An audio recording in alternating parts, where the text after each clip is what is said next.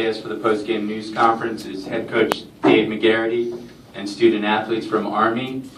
We'll begin with an opening statement from Coach Magarity. Coach. Well,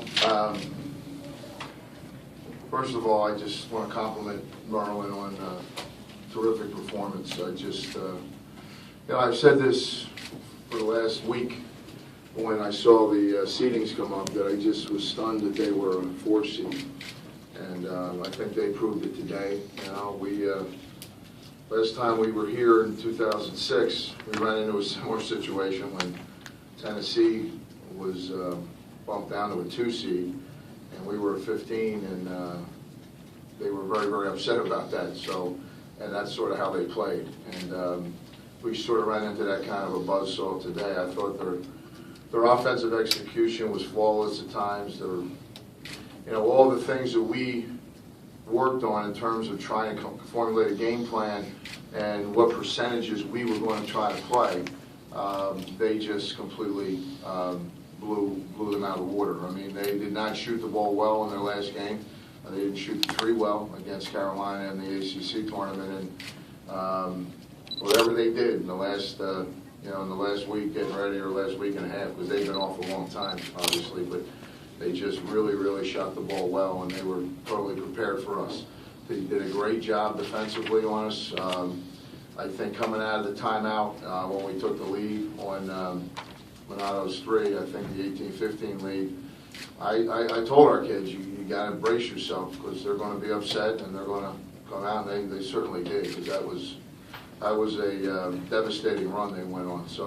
But we knew what we were in for. We knew we had our hands full, and we knew that we would have to play not a perfect game, but close to a perfect game. As it turned out, we would have had to have played a perfect game today to be able to win this game. So I'm very proud of what we've done. At our level in a 1-bid league, you get to this situation, you always want to be able to say we have a shot, and I think we believe that, but we also knew it was going to be a very big challenge, and it was. I will now open it up to the media for questions. We ask that you please wait for a microphone, and please also identify yourself and affiliation prior to asking your question. Coach, Todd Carton from Testudo Times. Maryland forced you into a lot of turnovers early in the games. Do you think how do you think that affected your team, and did it break your rhythm? No, absolutely. I thought their pressure, what they did was coming out of that timeout when we took the lead. I don't know what the timeline was, but it was about, 7, 8 minutes left in the first half. They did a terrific job of switching everything. They committed to switch every single ball screen, every single handoff. And at times, Kelsey, Minato had the center on her.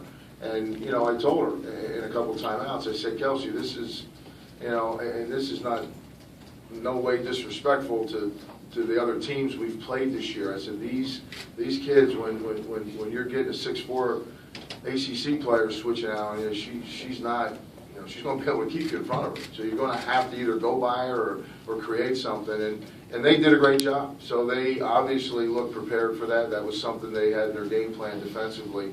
And that switching created a lot of indecision on our part.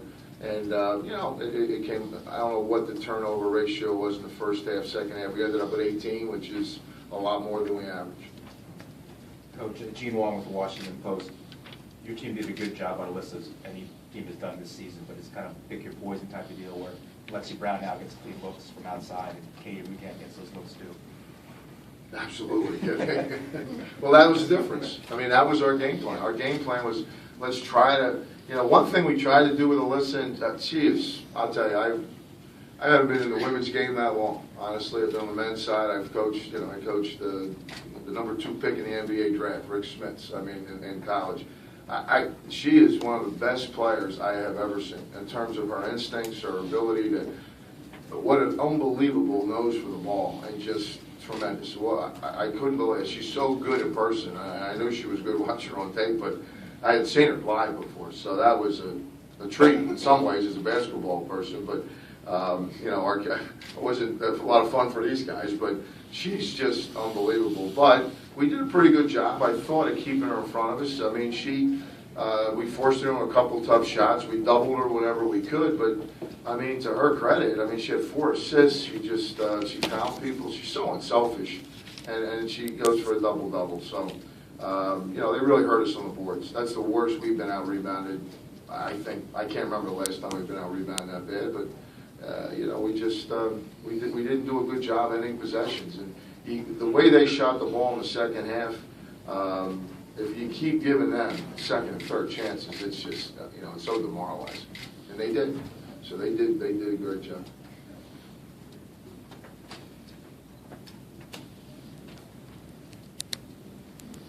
Jen, and first you and then Kelsey. Jen, you had a tough day shooting from three-point range in particular. You made one early, but then kind of left it off. What was Maryland doing that was confusing you or troubling you? And for Kelsey later on, you seemed to heat up a little bit in the second half. What was going on in the second half that you were able to find some space and create some shots? I mean, Maryland did a great job on defense, but, you know, a lot of my shots were pretty open, and I had, you know, the green light to shoot. I just wasn't making shots today, and, you know, unfortunately, that's how it goes sometimes. But, you know, I think that we were getting good looks, but we were just unable to hit the shots. Just coming out of halftime, I mean, we're down 24 points, I think. I knew I just had to just play loose, just go for it, and every time I had an open look, even if it was for half a second, I knew I had to shoot because I wasn't getting many clean looks tonight, or at all in the first half. And then a couple times they were going under the screen, so I just shot it. I was just trying to be more aggressive, just trying to create for my teammates, create for myself, and just kind of score in different ways. Kelsey, Coach mentioned that when you went up 18 to 15 to brace yourself for a run, what was kind of said there, and just kind of take us through what you were trying to stop when that was going on that big run against you. Yeah.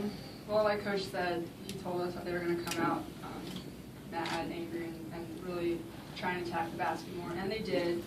And we just, like you said, we couldn't end possessions. We couldn't really keep them in front of us. And, I don't know. It's like we woke up the beast. Kelsey, can you, Ken McMillan, Times Herald Record. Kelsey, can you talk about having large forwards coming out on you to defend, and how much did it throw off your vision and what you could see out there? Yeah, I mean, their posts are really big, 6'4", 6'5", so, and they're really quick laterally, so it was a lot harder to just like a pump and get around or something like that. But I just tried to still attack, and I wasn't getting that many clean looks, but they were helping off, so I found my teammates out in the perimeter. But it was tough just because they're so big and so athletic to try and get around them.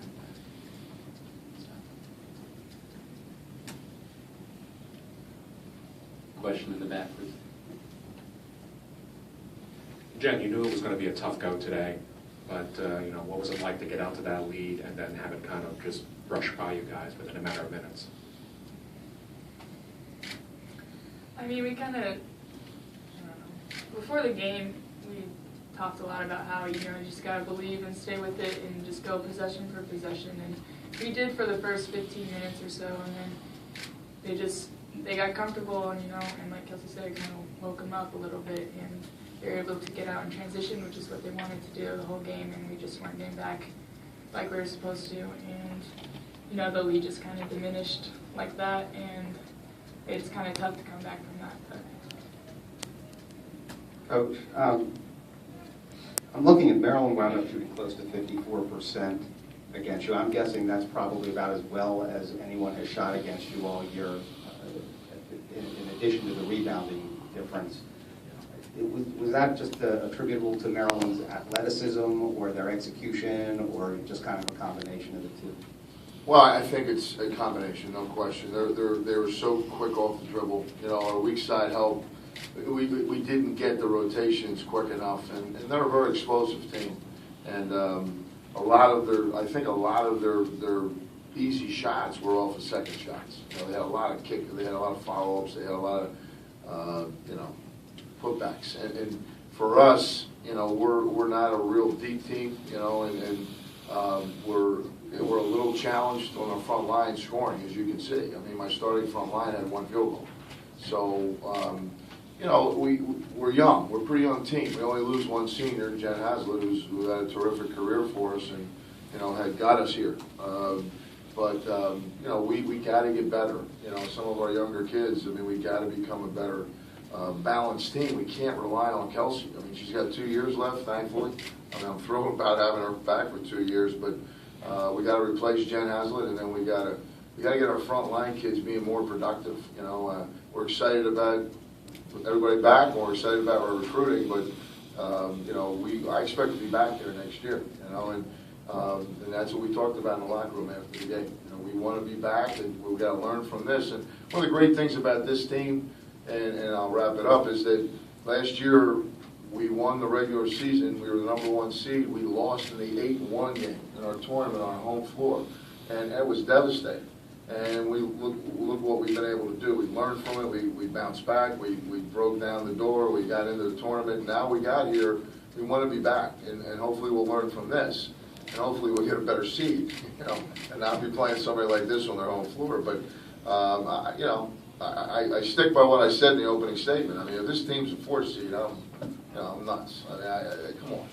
Are you kidding me? I mean, they're a top 5 team in the country all year long. And then we get, you know, I felt we should have been a 12th seed, quite frankly. It was based on our RPI and our league. Our league's the 11th ranked league in the country. We're the 2nd highest rated mid-major conference in the country. So, but, you know what? We're in the same pod here with Penn, and Penn beat us. So maybe that had something to do with it. I don't know.